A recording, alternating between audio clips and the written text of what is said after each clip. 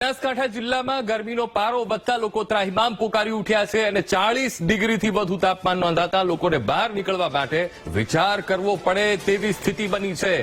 તો બાઇક ચાલકોએ પૂરતી સુરક્ષાને ધ્યાનમાં રાખીને નીકળવું પડે છે. ઘણા લોકો ઠંડા પીણાના સહારે ગરમીથી બચી રહ્યા છે, તો ઘણા લોકો અવનવા એ ઉપાયો કરી રહ્યા છે કે કેવી રીતે ગરમીથી બચી શકાય.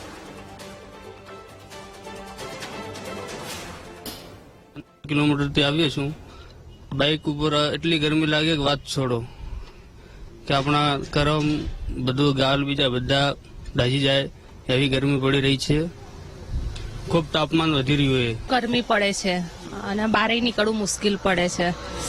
ગરમી બહુ લાગે છે એટલે આ બહાર નીકળ્યા છે. ઠંડુ પીવાનો કોઈ સહારો લઈએ કરીને પીએ તો આ નીકળ્યા છો. માટે ટોપી એમ ઓઢણી દુપટ્ટો બધું પહેરીને ફરવું પડે છે. એટલી ગરમી લૂક લાગે એવી પડે છે. ગરમી અત્યારે ભયંકર પડી રહી છે. 45 ડિગ્રી ગરમી છે અને આમ ઘરની બહાર નીકળે તો બી મોઢે રૂમાલ બાંધી નીકળવું પડે છે અને આમ એસી વગર તો રહેવાતું નથી એવી પરિસ્થિતિ છે. અને હજી બહુ ગરમી પડવાની આગાહી છે કે 25 તારીખ સુધી 48 ડિગ્રી જવાની આગાહી છે. તો આ ગરમીમાં સહારા માટે આ ઠંડુ પીણું પીવા માટે અહીંયા ઉભા રહ્યા છે.